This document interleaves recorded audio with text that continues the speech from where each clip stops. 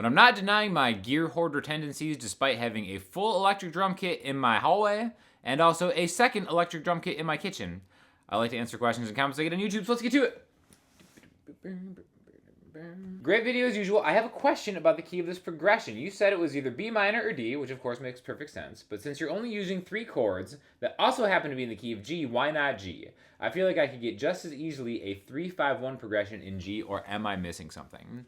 This is probably one of the more interesting things about music theory to explain that also does not really matter. So I'm going to answer this question, but first I'm going to answer a tangentially related question, which is which key is the song Dreams by Fleetwood Mac in, okay? I know that you've heard this song.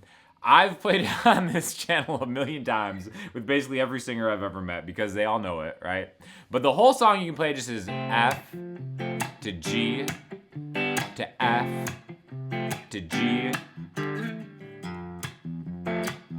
That's really the entire song from a rhythm standpoint, like if you're accompanying it. And it's like, all right, well, what is F to G? Is that in the key of F? No, it's not. It's a little trickier than that. So first, what we're gonna do is we're gonna ask Google Gemini, what key is Dreams by Fleetwood Mac in? Dreams by Fleetwood Mac is in the key of A minor. However, there is some controversy surrounding the song's key because it's built around F and G, even though it's in the key of C.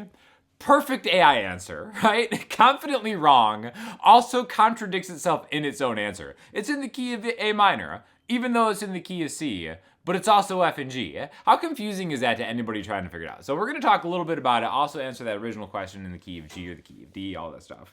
I'm gonna be rocking the Enya Sonic Nova Go guitar. That's why I'm unplugged today, because it has a built-in speaker right here that I can change the effects. I'll kind of mess with that a little bit more later. But like I said, the whole song, from an accompaniment standpoint, is F to G. So reading the incorrect AI answer, I'm like, I wonder why it said A minor as compared to C. Because in my own experience, whenever we would play this live, right, we've got a couple different competing factors. In the original song, the last note you really hear is John McVie on the bass playing an F. Right? So F to G to F, right? It has kind of like a whimsical, I'm not really done, but I guess we're done. This would drive me and my singers crazy every time because I hated hanging on that F. I needed to resolve the chord progression by going to C, right? That makes me think this is in the key of C, and that whole song is a 4 to a 5 in the key of C, right? Because we're resolving on C major. They would hate it when I would resolve because it takes the artistic merit out of it. Whatever.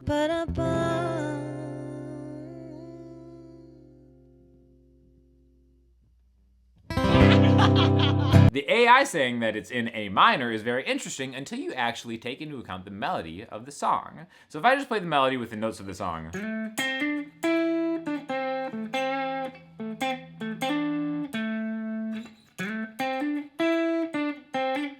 What are these notes? A, C, D, E, D, C, A, C, A, C, A, D, A, C, D, E, D, C, D, A. And then even the next part.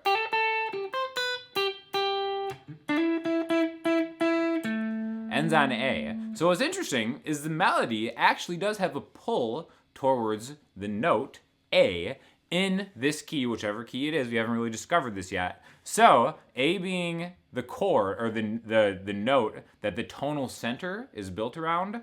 This is the argument here, the tonal center.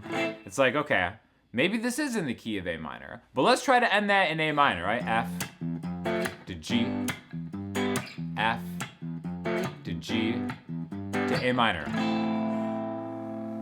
Doesn't work. I'm sorry. I get the argument that the tonal center, because melodically we're being dragged to this A note, doesn't hold water with me. Not in A minor. I'm sorry. This is also why it does not matter. We can get into an argument over this, but guess what? It doesn't matter. Because if you're talking to another musician, be like, what key is this in? Oh, it's a 4/5 in C.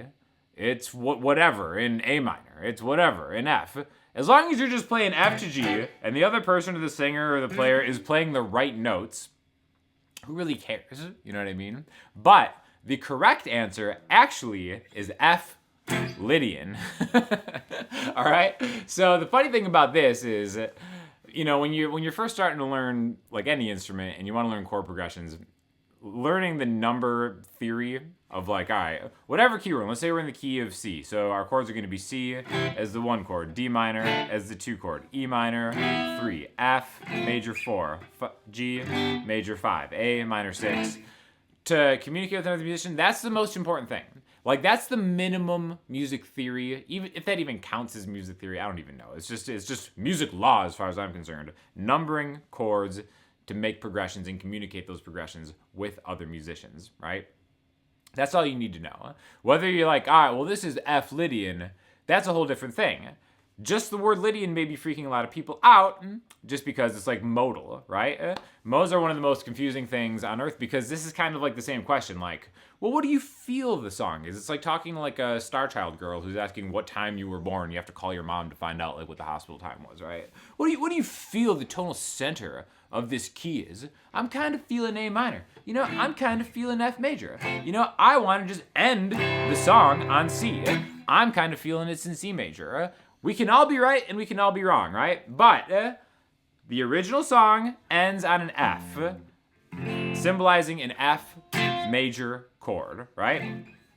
So you can talk to John McVie about that if you want. I got nothing to do with this. But because it resolves essentially on an F, we would go to whatever F's position in this key is. We're using all the notes in the key of C major, even though C major isn't a chord in this song. Clearly, C is a note that keeps popping up, right? A, C, D, E, D, C, A, C, right? Very important. It's kind of like the parent key that all the notes and the chords and the melody are coming from. C major is the collection of notes that we are using. F's position, C, D, E, F. F is the 4th note. If we were to give it a fun Greek name, Ionian, Dorian, Phrygian, Lydian would be the name that we use. All that means is we're playing in the key of C, but F is going to be our center, our tonal center that we kind of revolve around. We're ending on an F. We start on an F.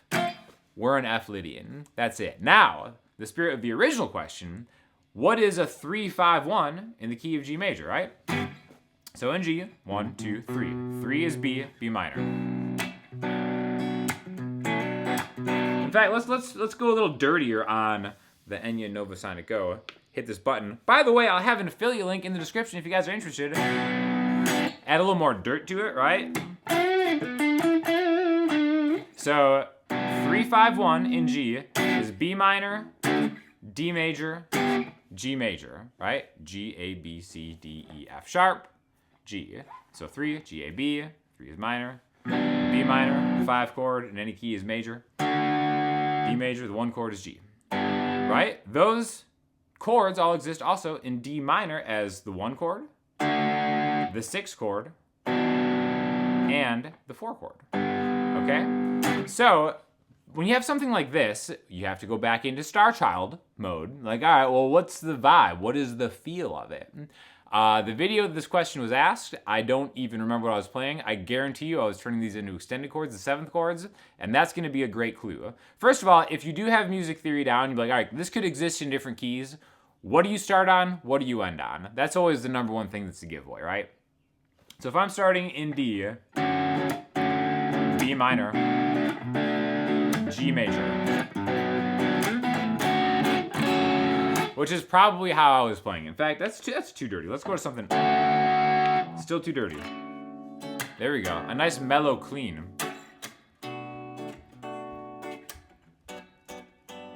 You can also plug this into an amp, by the way. If you haven't seen me use this guitar, I use it in a ton of videos, so check it out. Really cool. Affiliate link in the description, guys.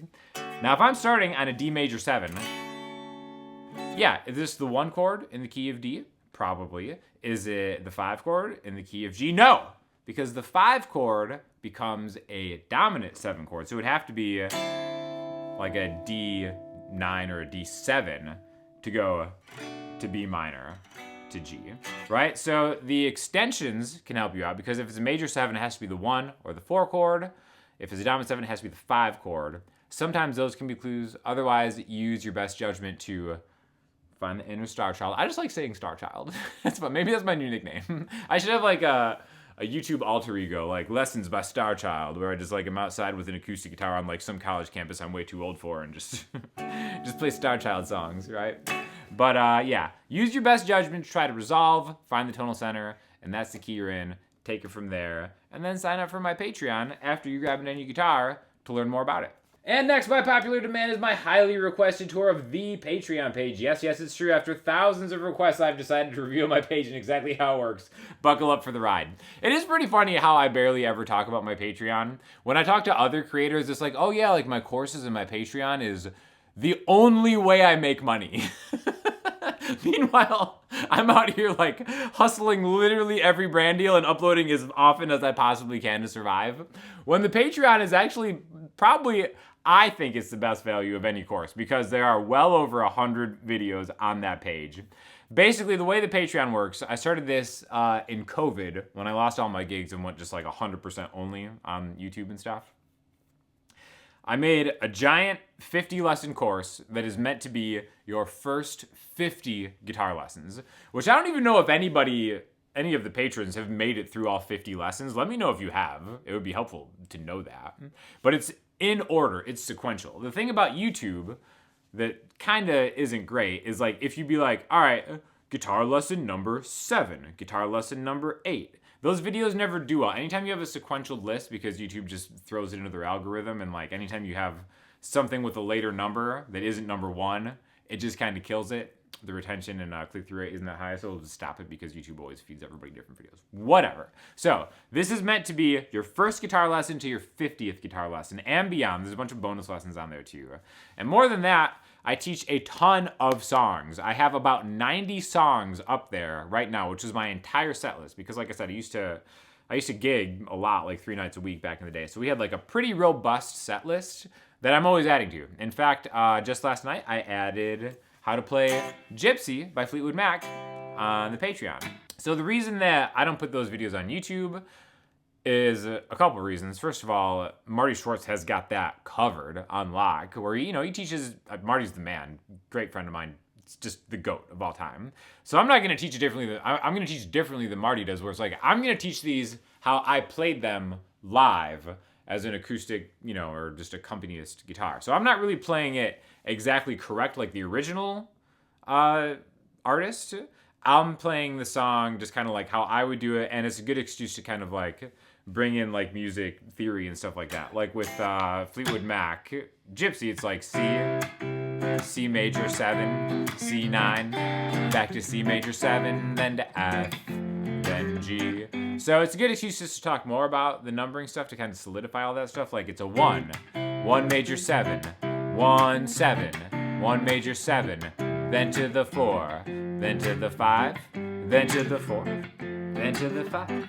So if you are interested in that kind of thing, like I said, there's like 89 song lessons up there right now. I'm going to do a mad push the next couple months just to get that to 100, just because it's bothering me that it's close to 100 and it's not at 100. But again, the whole thing is $12 a month. You can cancel it whenever. So just power through it, get through 150 guitar lessons, and then cancel it, and then let me know you made it to the end. Because as far as I know, nobody's ever made it to the end. If there's not enough content, guys, please let me know. I'll keep it churning over on the Patreon. I've tried several times to watch and learn, but you come across as arrogant, cocky, and self-impressed. A real turnoff. You talk too fast for me to understand. Despite the speed at which I'm talking, you still managed to glean that I am cocky and arrogant and self-impressed. How do you know that I'm impressed with myself? I guess maybe I would say the reason I talk so fast is because when I'm editing it, I don't want to hear myself any longer than I actually have to, because all I do in my life is edit videos of myself, and I'm just constantly hearing myself to the point that I'm probably going insane. So yeah, arrogant, cocky, sure, whatever.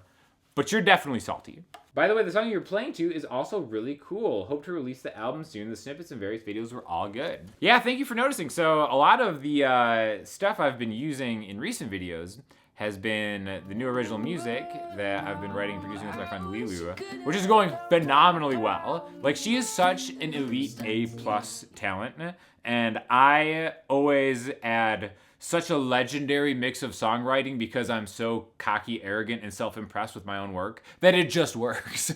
And we're actually super excited with it, but like we're working with like a bunch of really, really top-notch producers in Los Angeles. So that's coming out pretty soon. I think we're putting this on the front burner because, you know, we're just super excited about how it's turning out. If you guys have any questions about the songwriting or recording process, I would love to answer them in videos. But I'm just not sure if people are interested in that. So if there is anything specific you guys want to see, I would love to get your questions and maybe answer it on a future QA. All right, listening homework. I'm going to throw you to some hip new stuff from Saya Gray. Just really, really cool vibe. If you want to check out something a little bit different, a little bit alternative, check that out. Also, thank you again to Enya Music. I actually just checked out their 5-string ukulele over on the ukulele channel that I have that not a lot of people know about, but that's pretty cool. So I'll be using that probably in a video coming up soon if you want to see more of that. And yeah, Sonic Go. This thing is awesome, right? Super lightweight, very portable. I'll probably be traveling with this. I got to go to Palm Springs next week for a thing. So I'll probably use this as just a great travel guitar for just having around. So thank you again to Enya for sponsoring the video. Thank you for watching it. Sign up for the Patreon if you want to be awesome. And let me know if you have any questions in the comment section or the website. Thanks a lot.